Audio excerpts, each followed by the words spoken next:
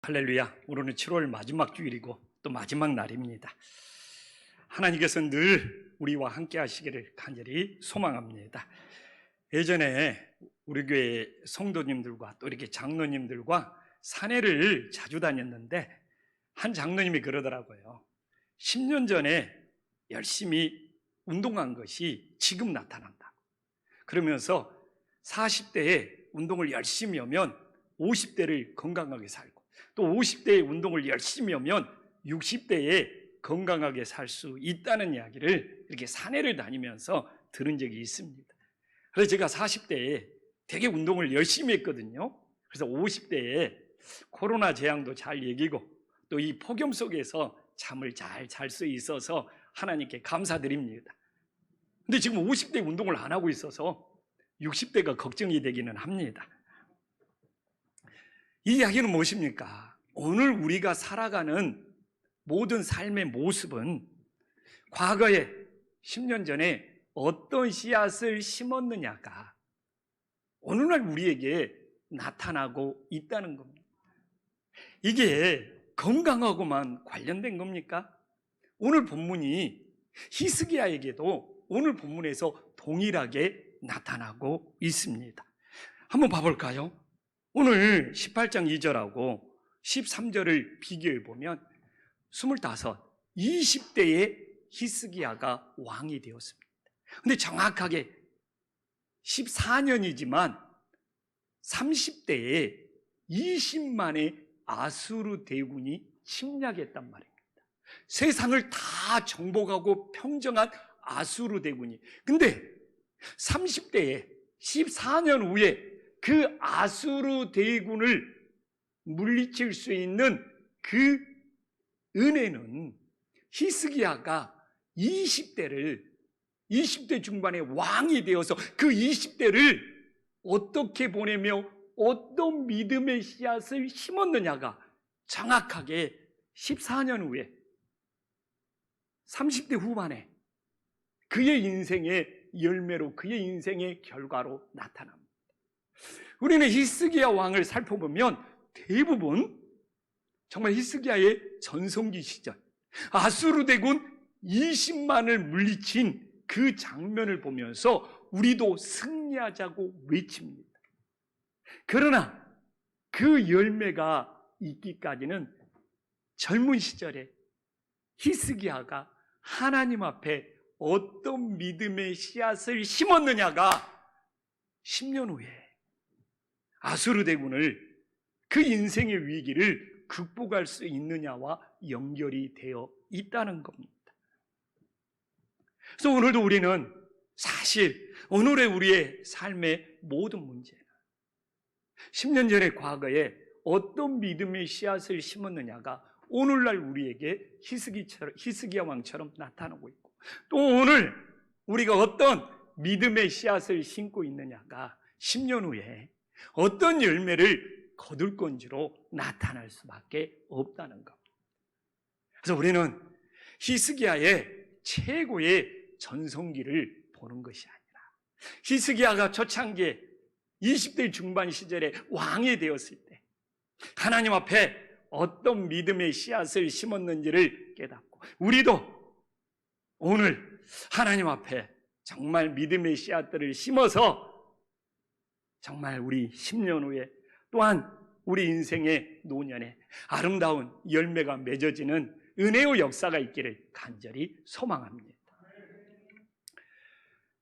그런데 오늘 본문을 보면서 제일 중요한 것은 히스기야가 심은 믿음의 씨앗이 무엇이냐가 너무 오늘 본문에 잘 나와 있어요. 히스기야는 20대 중반에 왕이 되어서 하나님이 보시기에 정직한 믿음의 씨앗을 심었다는 겁니다. 그래서 오늘 3절에 보면 히스기야는 여호와께서 보시기에 정직한 믿음의 씨앗을 심었다는 겁니다. 오늘 본문만큼 하나님 보시기에 정직한 의미가 무엇인지 잘 나온 본문이 없어요. 이 히스기야가 하나님 앞에 정직한 믿음의 씨앗을 심는 것이 무엇인지 오늘 말씀을 통해서 제일 잘 설명해 주고 있습니다. 자, 하나님 보시기에 정직하다. 뒤로 보면 행하는 것과 연결되어 있고, 앞으로 보면 모든 행위와 연결이 되어 있습니다. 하나님 보시기에 정직하다는 의미는 무엇이냐? 행하는 것과 연결되어서 나타나야지 그게 진짜 하나님 보시기에 정직한 믿음이 됨을 깨달으시기를 간절히 소망합니다. 예를 들어 볼까요? 내가 여기서 옳다, 그건 옳다 막 외치고 기도하고 선포합니다. 근데 그걸 행하지 않아. 그 모든 행위가 나타나지 않아. 이건 하나님 보시기에 정직하지 않다는 겁니다. 이 의미를 말하고 있는 거예요. 그래서 뒤로도 여호와께 하나님 보시기에 정직하다가 행하여로 연결되고, 앞으로도 다윗과 같이 모든 행위가 하나님 보시기에, 여호와께서 보시기에 정직하다는 거 연결된 겁니다. 오늘도 그럴 수 있잖아요. 우상을 제거해야 된다. 모든 방탕한 삶을 물리쳐야 된다. 막 기도하고 선포하고 외쳐.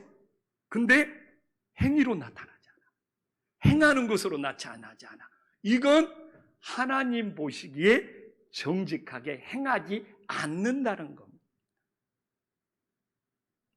그러면 이 교회에서 하나님 보시기에 제일 정직하게 행하지 않는 사람이 누굽니까? 제가 될 수 있어요. 오늘도 끊임없이 하나님 말씀을 외칩니다. 선포합니다. 끝맺으면서 기도합니다. 그것이 행하는 것으로, 모든 행위로 나타나지 않으면 저는 하나님 보시기에 정직하게 행하지 않는 삶을 사는 거죠. 얼마나 많은 사람들이 외칩니까? 나 이제 세상 이런 거 끊어야 되겠다. 나 이제 방탕한 삶 살지 않겠다. 막 기도하고 다짐합니다. 그런데 행함으로 나타나지 않아. 모든 행위로 나타나지 않아. 그건 하나님 보시기에, 여호와께서 보시기에 정직하게 행하지 않는다는 것. 그래서 저를 비롯하여 오늘날 그리스도인들이 정말 기도도 잘하고 예배도 잘 드리지만, 하나님 앞에 결단도 잘하고 다짐도 잘하지만 그게 모든 행위로 행하는 것으로 나타나지 않아서 여호와께서 보시기에 정직하지 못한 우리의 모습이 얼마나 많은지를 다시 한번 깨달아 볼 수 있기를 간절히 소망합니다. 그래도 이게 우리에게 위로를 주는 것이, 히브리어를 보면 여호와의 보시기에 정직하다는 것은 완전하다는 것이 아니에요. 여호와의 보시기에 정직하는 것은 부끄러움이 없는 것이 하나님 보시기에 정직하다는 거예요. 제가 지난주 새벽에도 이야기했지만 우리가 부족해서 실수는 할 수 있어요. 그러나 부끄러운 일이 자꾸 생겨서 그걸 감추고 숨기면 안 된다는 거. 그래서 여기서 여호와이시 보시기에 정직하다는 것은 하나님 앞에 부끄러움이 없다는 거예요. 그냥 단순하게 예를 드릴게요. 불륜을 저집니다. 그 불륜을 숨기고 감추지. 왜? 부끄러운 일이니까. 그러니까 이건 하나님 보시기에 정직하지 않다는 거예요. 그래서 오늘도 우리는, 저도 성도님들 앞에서 끊임없이 내가 부족하다 보니까 실수할 수 있어요. 그러나 하나님 앞에 감추고 숨기는 부끄러운 일은 없어야 되는 것이죠. 이게 하나님 보시기에 정직함입니다. 근데 오늘도 만약 하나님 보시기에 내가 감추고 숨기는 부끄러운 일이 있다면 우리는 여호와께서 보시기에 정직하게 행하지 않는 것이죠. 그래서 우리 김포한신교회는 정말 사람인지라 부족해서 실수는 할 수 있어도 하나님과 사람 앞에 감추고 숨기는 부끄러운 일, 그건 죄악이 되겠죠. 그건 제거하여서 하나님 보시기에 정직한 성도들이 될 수 있기를 간절히 소망합니다. 그래서 오늘 본문에 히스기야가 젊은 시절에 어떤 믿음의 씨앗을 심었는지, 그건 하나님 보시기에 정직한 믿음의 씨앗을 심은 거예요. 그래서 4절 봐보십시오. 우상을 제거하잖아요. 응? 우상을 제거하자, 우상을 제거하자 외치고 선포하면 뭐해? 이게 행하는 것으로 연결돼야지 여호와의 보시기에 정직한 것이 되는 거잖아요. 말씀이 그렇잖아요. 그래서 그냥 히스기야는 산상들을 제거하고 주상들을 깨뜨리고 아세라 목상을 찍었다는 거. 그런데 우리가 구약 성경을 보면서 우상을 없앨 때 반드시 나오는 단어가 제거한다는 단어예요. 어떻게 보면 구약 성경에서 우상과 관련되어서 그걸 제거해야 된다는 말이 제일 많이 나옵니다. 이 제거해야 된다는 것이 히브리어로 수루인데 더 이상 미련이 남지 않도록 끝을 낸다는 거예요. 그러니까 제가 왜 이야기를 하냐? 여호와의 보시기에 정직하다는 것은 세상 것에 미련이 남지가 않아요. 그런 거 있잖아요. 없앴을지라도, 뭔가를 안 한다고 했을지라도, 끊었을지라도 미련이 남아있어요. 아쉬움이 있나. 그래서 이스라엘 역사 속에 끊임없이 우상 숭배가 반복되는 것은 다윗이, 히스기야 왕이, 또 요시야 왕이 우상들을 다 제거합니다. 근데 이스라엘 백성들 속에 작은 미련이 남은 거예요. 이 작은 미련이 불씨가 되어서 이스라엘 역사에서 우상 숭배는 끊임없이 반복될 수밖에 없었다는 거예요. 그래서 오늘도 예배를 드리면서 이제는 내가 끊어야 되겠다, 제거해야 되겠다, 버려야 되겠다 결단을 해. 근데 세상에 살다 나보니까 살짝 조금 미련이 남아, 아쉬움이 남아. 사단은 교묘하게 그 미련 남은 그 틈을 비집고 들어와서 그것이 불씨가 되어서 나도 모르게 또 반복되고 있어. 그래서 하나님 앞에서의 이 정직함은 뭐냐? 그래서 이 제거라는 말이 구약 성경에서 끊임없이 우상 숭배할 때 나오는 것이 뭐냐? 더 이상 미련이 남지 않도록 끝내는 것이 하나님 앞에 정직함이에요. 그래서 내가 가끔 많은 사람, 난 이제 목사님 그거 더 이상 안 해요. 없앴어요. 근데 그 근처에 가니까 미련이 남아있어. 이건 완전히 제거된 것이 아니에요. 하나님 보시기에 정직한 것이 아니라는 것이죠.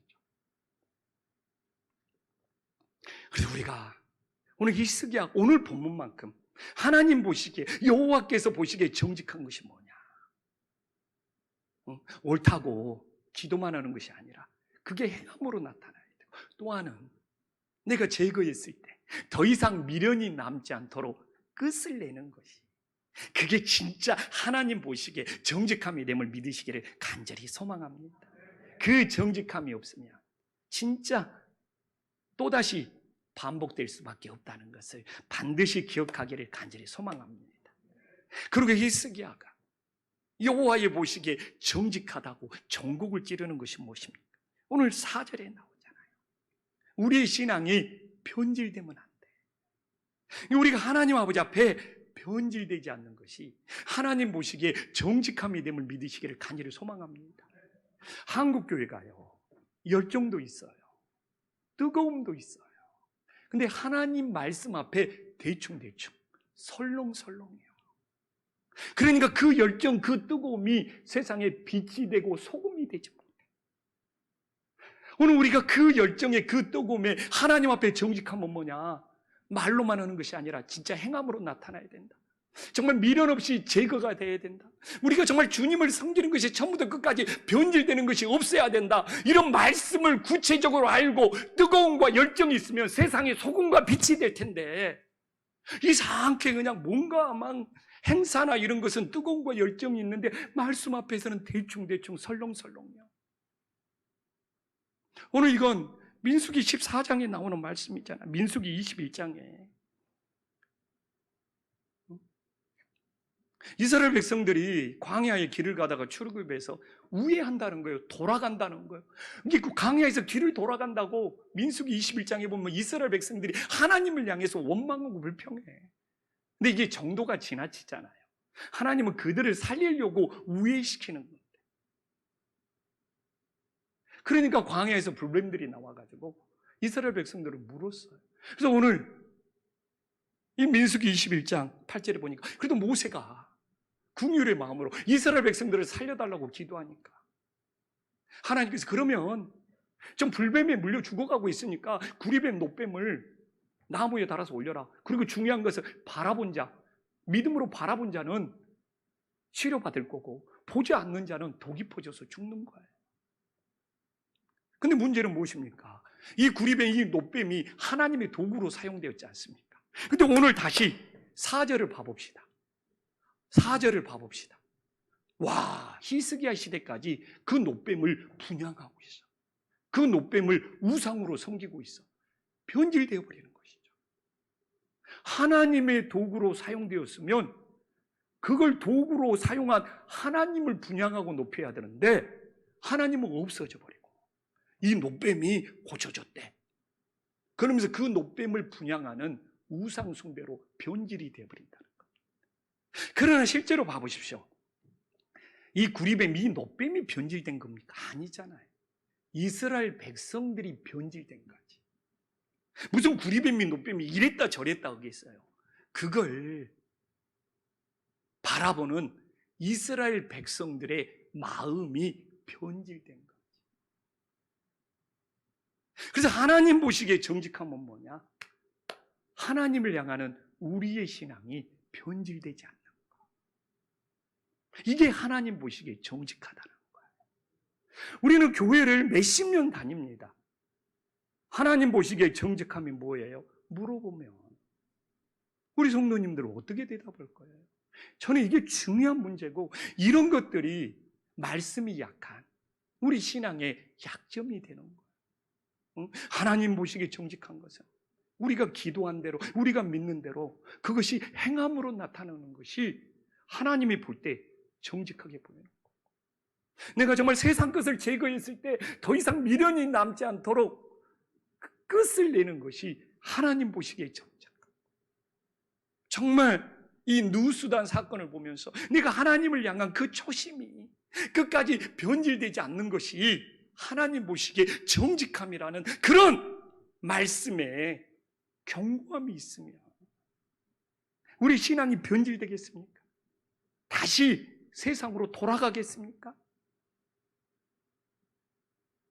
그러니까 우리 교회들이 뭔가 열정이 있고 뭔가 뜨거움이 있는데 말씀 앞에서는 왜 이렇게 술렁술렁 대충대충 그냥 뭔 뜻인지도 모르고 그냥 아멘 아멘 하면서 설렁설렁 넘어가는 우리의 신앙이 오늘날 치명적인 약점이 되고 있는 거예요.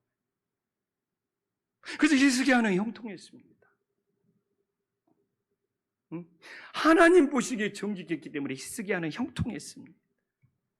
그래서 히스기야의 형통을 볼까요? 오늘 7절에 보면 히스기야의 형통이 너무 잘 나오고 있습니다. 단순한 것 같죠? 하나님이 우리와 함께 하시면 어디로 가는지 형통하대. 단순한 것 같지만 절대로 단순한 것이 아닙니다. 오늘 본문을 연결해서 봐보십시오. 내가 하나님과 함께하는 것이 아니야. 히브리어 보면 잘 나와 있습니다. 그 결정권이, 그 주도권이 하나님께 있는 거예요. 하나님이 우리와 함께 할지 안 할지를 결정한다는 것이죠. 그러니까 우리는 하나님이 나와 함께 하신데 이건 내 착각이 될 수 있어.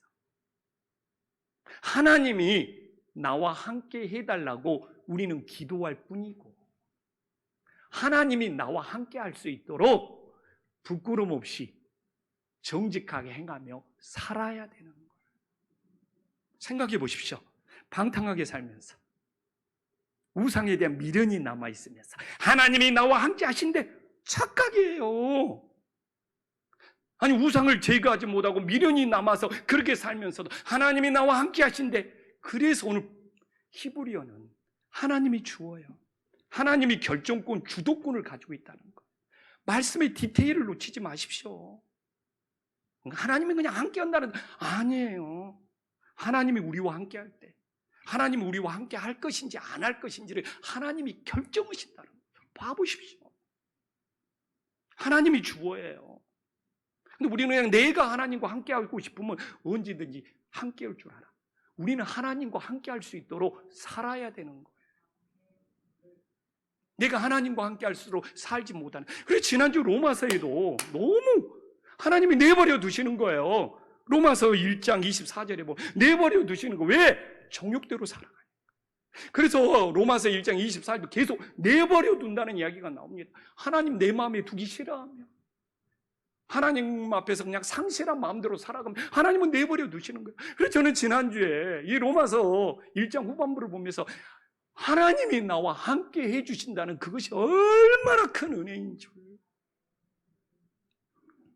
와, 이 임마누엘이라는 것이, 하나님이 나와 함께 한다는 것을 절대로, 이게 얼마나 큰 은혜인 줄 한국 교인들은 모르는 거예요. 그러니까 정욕대로 살아가면서 자기는 막 나는 하나님과 함께 한다 떠들면 뭐해? 하나님께서는 이미 내버려 두고 있는데. 바울이 이야기하고 있잖아요. 그래서 임마누엘, 하나님이 함께 하신다는 것은, 내가 하나님과 함께 할 수 있도록 살아야 되는 거예요. 막 부끄러움으로 감추는 것들이 많아져. 그래도 하나님은 나와 함께 하셔. 자기 착각입니다. 오늘 본문은 그렇게 이야기를 하고 있어요. 그래서 정말 하나님이 내버려둔 인생을 살고 싶습니까? 내 인간적인 육신의 정욕이 사로잡혀서. 정말 오늘도 우리는 하나님 우리와 함께 해 주세요. 기도할 뿐이에요. 그리고 그 하나님 우리와 함께 할 수 있도록 믿음으로 살아가는 주님의 자녀들이 될 수 있기를 간절히 소망합니다. 그리고 또한 그래야지 어디로 가든지 형통하는 거고, 또한 봐보십시오. 7절에 보면 놀랍지 않습니까? 응? 지금 이건 히스기야가 오늘 7절 전체를 보면 두 마음을 품지 않는다는 거예요. 제가 이야기했잖아요. 당시의 아수르는 세계 최고의 강대국입니다. 주변의 모든 나라를 정복했어요.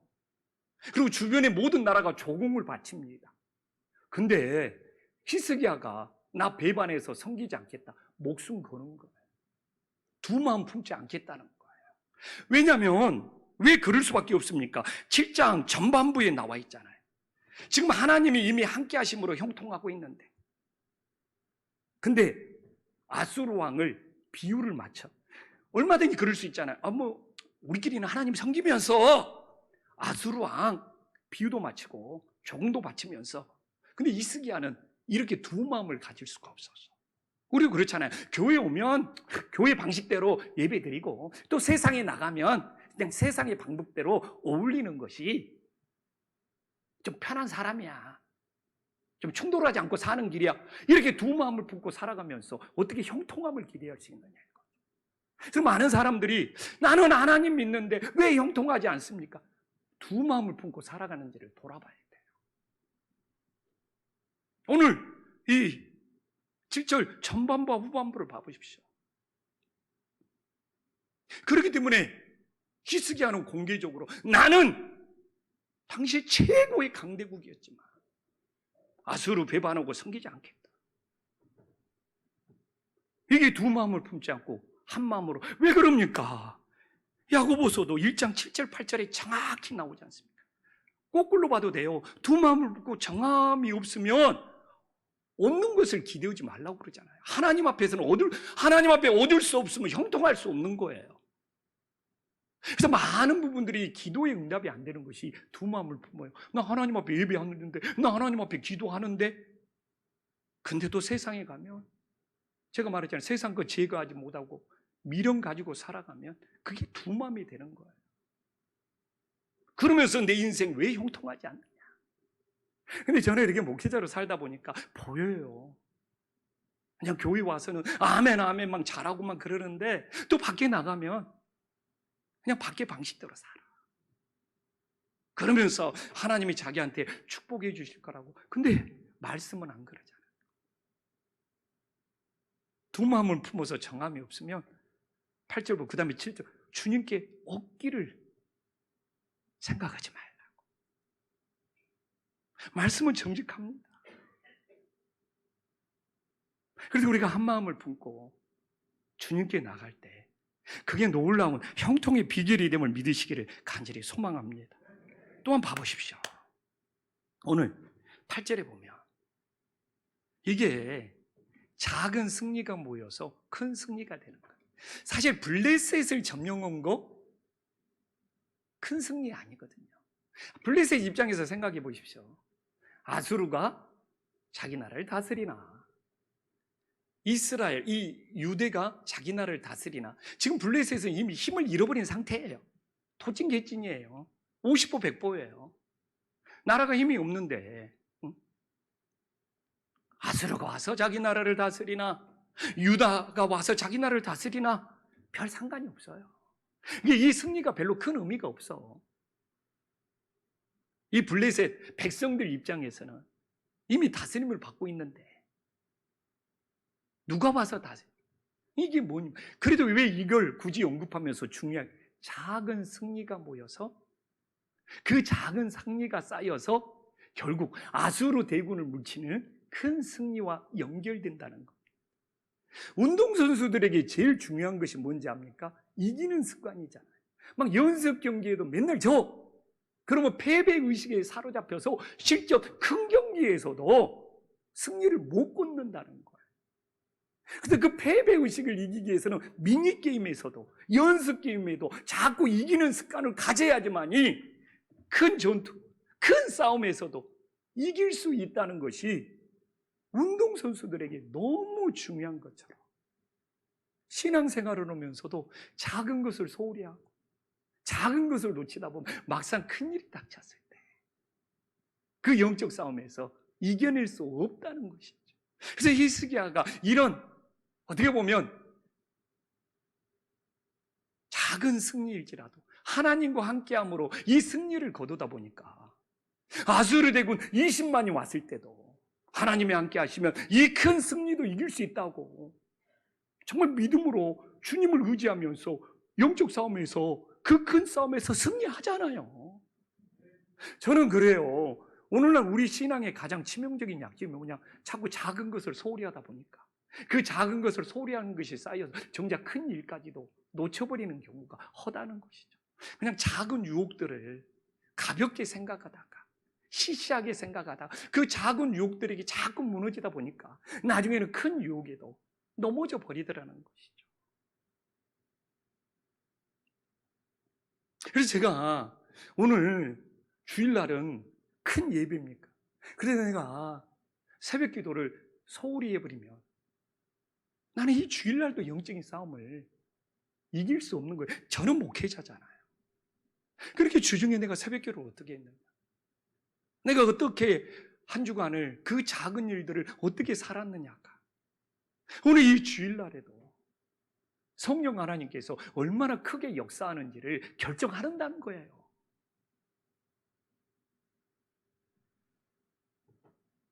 정말 저는 안타까워요. 왜 이렇게 작은 일을 놓치지? 작은 일을 소홀히 하지? 교회에서도 그래요. 그거 작은 일이니까. 그거 시사한 일이니까. 남들이 해라고 내버려둬. 하다가 정작 큰 일까지 놓쳐버리는 거예요. 나에게 정말 작은 일일지라도 그게 보이면 그 작은 일을 잘 섬겼을 때 그게 쌓여서 큰 일까지도 큰 싸움까지도 이겨낼 수 있는 은혜가 있음을 믿으시기를 간절히 소망합니다. 정말 히스기야 하나님 보시기에 정직하게 행했잖아요. 그리고 정말 히스기야가 진짜 형통이 뭔지를 보여줬잖아요. 그러면 우리가 하나님은 중심을 보시는 분이기 때문에 히스기야 중심에 뭐가 들었는지는 살펴봐야 될 거 아닙니까? 히스기야의 중심에 그 심령에 있는 것이 하나님 보시기에 정직하게 행하도록 만들었을 거고 히스기야의 중심, 그 심령에 하나님이 그걸 보시고 형통한 삶으로 인도했을 거 아닙니까? 근데 오늘 본문을 보면서 히스기야를 향한 최고의 칭찬을 보면 히스기야의 중심이 뭔지를 알 수 있어요. 난 성경을 보면서 이렇게 칭찬받는 인물이 있었을까? 와, 5절을 봐보십시오. 이런 칭찬이 있습니까? 와, 정말 못 믿겠으면 우리 다시 한번 읽어봅시다. 지금 약간 너무 시원하니까 눈코풀이 그냥 흘렁흘렁하면서 목사님 말을 못 그런 사람이 있을까 봐 이제 지금부터만 잘 들어도 돼요. 자, 한번 5절 다 함께 한번 읽어보겠습니다. 시작. 히스기야가 이스라엘 하나님 여호와를 의지하였는데 그의 전후 유다 여러 왕 중에 그러한 자가 없었다. 와, 이게 전무후무하게 하나님을 의지했다는 거지 않습니까? 이게 히스기야의 중심이지 않습니까? 그럼 물어보면 제가 오늘 하나님을 의지한다는 것이 뭡니까? 뭐 맡기는 겁니까? 뭐 하나님 앞에 뭐 떠미는 겁니까? 하나님을 의지하는 것이 진짜 뭐냐? 성경에서 하나님을 의지한다는 뜻이 뭐냐? 물어보면 답변하는 사람이 없어. 이게 히브리어로 바타우예요. 염려가 사라지는 거예요. 그러니까 내가 하나님을 진짜 의지했느냐 의지하지 못했느냐는 내 안에 염려가 사라졌느냐 아직도 남아있느냐 그걸로 결정되는 거예요. 내가 말하자면 신앙은 말로 되는 것이 아니라 바타우, 염려가 사라져서 마음의 평안이 찾아와요. 염려가 사라져서 마음의 안정감이 찾아와요. 그렇게 정확히 나와 있습니다. 그게 진짜 너 하나님 의지했구나. 그렇게 불안하고 그렇게 염려가 많고 그렇게 근심이 많았는데 하나님을 딱 바타의 의지하니까 내 마음속에 염려 불안이 딱 사라지고 안정감이 평안이 찾아오는 거예요. 와, 내가 진짜 하나님을 의지하고 있네. 이게 히스기야의 마음이라는 거예요. 하나님 의지하네요. 하나님 의지하네요 하는데 맨날 마음속에 염려 불안 갖고 살아가. 진짜 하나님 의지 않고 살아가는 거예요. 그러니까 기도에서 진짜 주님을 의지하는 기도를 했어요. 그렇게 불안, 염려를 갖고 와서. 근데 기도가 끝났는데 딱 돌아가면서 염려가 사라지고 하나님의 평안이 찾아왔다. 이게 놀라운 응답이고, 와, 내가 진짜 이제는 주님을 의지하는구나. 최고의 열매가 됨을 믿으시기를 간절히 소망합니다. 근데 의지한다 말은 많이 하는데 하나님이 전하는 뜻이 뭔지 모르니까 의지한다고 말은 많이 하면서 마음속에 염려와 불안을 가지고 살아가는 거예요. 그러니까 제대로 기도 한번 못하는 거예요. 나 진짜 주님을 의지하는 기도를 해보겠다. 딱 엎드리면 내 안에 불안, 염려가 사라질 때까지 기도를 해야지. 네가 기도의 응답을 받고 돌아가는 것이죠. 그냥 기도하면서 의지합니다 해놓고 나가면서 여전히 염려, 불안 갖고 가면 그게 의지한 거냐고요. 이런 것이 마음이 아픈 거예요.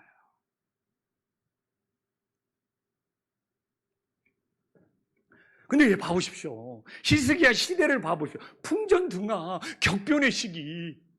아시리아가 북이스라엘까지 이미 멸망시켜버렸잖아요. 남유다만 남았잖아요. 얼마나 불안하겠습니까? 얼마나 염려가 많겠습니까? 얼마나 근심이 많겠습니까? 그러나 히스기야의 한 일대기가 전무후무하게 앞으로도 뒤로도 하나님을 의지하여 마음의 불안과 염려와 근심이 없이 안심하면서 살았다는 겁니다.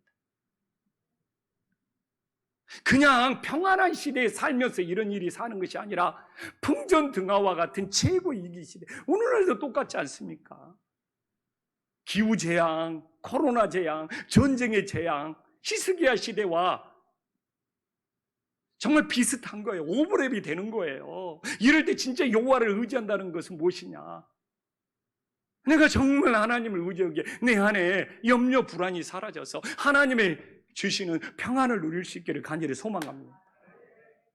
그러면서 히스기야는 구체적으로 하나님을 의지하기 때문에 어떤 모습이 나타납니까? 오늘 바로 6절에 나오잖아요. 하나님을 의지하기 때문에 하나님과 연합했어요. 이 시대에 하나님과 연합하면 어떻게 됩니까? 결코 떠나지 않는다는 거죠. 오늘날 이 코로나 재앙 속에 히스기야가 아수르 대군에 20만을 물리칠 수 있었던 것은 하나님과 연합해서 그 풍전등화와 같은 위기의 시대에 결코 여호와를 떠나지 아니하니까 하나님께서 그에게 승리를 허락하시는 거예요. 많은 분들이 물어봅니다. 코로나의 시대에 끝날 때 끝나지 않고 더 생기는 코로나, 이 폭염 속의 기후재앙, 이 전쟁이 끝나지 않고 장기전으로 가면서 목사님 도대체 이 시대에 어떻게 살아야 됩니까? 답은 여기에 있어요. 말씀이 뜬구름이 되면 안 되잖아요. 제가 늘 말하지만 설교도 잘하고 하나님의 뜻도 잘 전하면 좋잖아요. 그러나 하나를 택하라고 하면 설교를 잘하는 것보다 더 중요한 것은 진짜 하나님의 말씀의 뜻을 잘 전하는 것이 더 중요해요.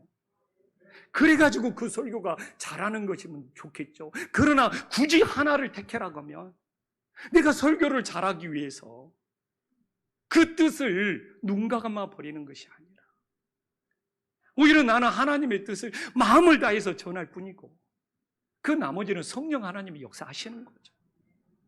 근데 이 시대에 오늘 말씀이 너무 필요하잖아요. 히스기야 시대에도 재앙의 시대였고 오늘날도 재앙의 시대에 있는데 히스기야처럼 주님을 의지한다는 것은 내 마음속에 염려 불안이 사라진다는 것, 주님을 의지함으로 주님과 연합되었다는 것은 결코 주님을 떠나지 않는 것이다. 그러나 이 재앙 속에서 하나님하고 분리되고 떠나는 영혼들이 얼마나 많냐니까. 그래서 오늘도 가정에서라도 다시 코로나가 극성을 부릴지라도 정말 결코 주님과 연합되어서 떠나지 않는 역사가 일어나기를 간절히 소망합니다. 그런데 히브리인들은요, 이 연합이라는 말을 함부로 안 써요. 내가 장로님과 연합되었습니다, 이런 말을 함부로 안 써요. 왜? 연합이라는 뜻이 너무 깊은 뜻이 있어요. 이게 다바크거든요. 다바크. 뼈와 살이 붙어 있다는 거. 그냥 그렇게 나와요. 뼈와 살이 붙어 있는 것이 연합이에요. 자, 이 뼈에서 살이 떨어져 버리십시오. 그 쌀은 썩어요.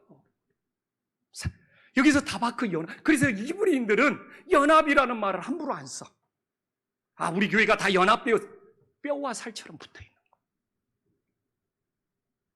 그러면 오늘 나오잖아요. 6절은 후반부는 주님이 명령하신 계명을 지키는 것은 말을 설명할 필요가 없어요. 아니, 뼈와 살이 따로따로 움직입니까? 뼈 따로 살 따로입니까? 당연히 하나님이 명령하신 계명을 지키게 되는 것이죠. 그래서 여기서 연합이라는 것은 뼈와 살이 분리할 수가 없는 그 연합을 의미하고 놀랍지 않습니까? 제가 말했잖아요. 히브리어는 구체적인 사물을 설명하는 것을 단어로 만든다고. 그래서 히브리어는 어떻게 보면 이게 동사가 많아요. 인디언도 그러는 그 언어 말도. 근데 히브리어가 구체적으로 동작하고 있는 것을 말로 만들었어. 이게 다바크, 연합이라는 것은 뼈와 살이 붙어 있는 그 상태를 연합 다바크라고 하는 거예요. 근데 나는 이게 이 시대에 너무 필요한 것 같아요. 어떻게 될지 모릅니다. 이 코로나 재앙, 또 앞으로 이 기후재앙 어떻게 될지 모릅니다. 이제 기후재앙 모르는 사람이 없어요. 또 이 전쟁 끝나지 않는 전쟁. 그런데 우리에게 제일 필요한 것은 뭐냐? 한 손에는 여호와를 의지하는 거고 또 한 손에는 하나님과 연합해서 결국 떠나지 않는 건다. 뼈와 살이 분리되지 않는 것처럼. 저는 지금 이 시기가 바로 그런 결단을 해야 될 시기라고 생각을 합니다. 멈출 것 같지만 멈추지 않는 이 재앙의 시대에 재앙이 어떻게 전개되는 것보다 우리가 하나님과 연합되어서 뼈와 살이 분리되지 않는, 결코 여호와를 떠나지 않는 그 믿음이 이 시대에, 이 재앙의 시대에 영적 싸움에서 승리하는 믿음이 될 수 있기를 간절히 소망합니다. 기도하겠습니다.